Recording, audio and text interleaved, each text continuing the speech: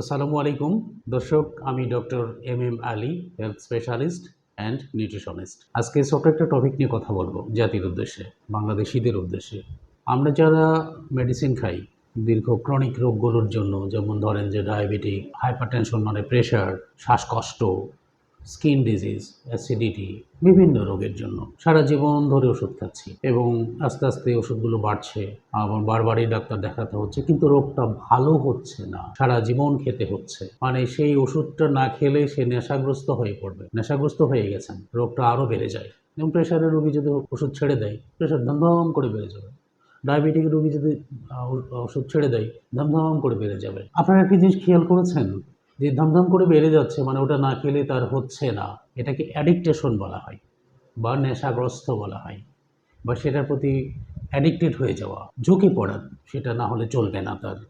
ঠিক নেশাও তাই, এটা নেশা হওয়া আর কি। নেশা হলে যেমন হয় না, নেশাখোরেরা যেটা করে, যারা ড্রাগ নেয়, হেরোইন খায় বা ইঞ্জেকশন নেয় বা প্যাথিডিন নেয়, যেমন এগুলো আমি জানি না, অনেকগুলো নেশা আছে। তো এগুলো যারা করে বা খায় তারাও কিন্তু একই, তারাও কিন্তু সেগুলো না খেলে তার নেশা এত বেড়ে যায় যে থাকতে পারে না। ঠিক ডায়াবেটিকের পেশেন্টটাও তাই, ওটা না খেলে থাকতে পারে না। প্রেশারের রুগীটাও তাই। এখানে জাতির যে সমস্যাটা, যে যারা নেশা করে, ড্রাগ নেয়, তাদেরকে ড্রাগ অ্যাডিক্টেড বলা হচ্ছে বা নেশাগ্রস্ত পথভ্রষ্ট বলা হচ্ছে, বা তাকে কখনো কখনো শক্ত নিরাময় কেন্দ্রে ভর্তি করা হচ্ছে। কিন্তু আমার চাচা, আমার বাবা, আমার মা, আমার দাদা বা আমি যে সারা জীবন ওই ড্রাগসই খাচ্ছি, যে ড্রাগসটা আমার ওই নেশাগ্রস্ত খেতেন বা নিতেন, আমিও তো সেই ড্রাগসই নিচ্ছি, সেই ড্রাগের দোকান থেকেই কেনা। যে ওষুধের দোকান থেকে কেনা হয় সেটা ড্রাগ লাইসেন্স দেওয়া আছে, মানে হলো ড্রাগ দোকান থেকে কেনা, মানে এটাও ড্রাগ। একে ড্রাগ অ্যাডিক্টেড বলা হচ্ছে না কেন?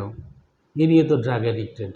এই জন্য জাতি আজ ওষুধগ্রস্ত হয়ে গেছে, নেশাগ্রস্ত হয়ে গেছে। দুজনেই ড্রাগ অ্যাডিক্টেড।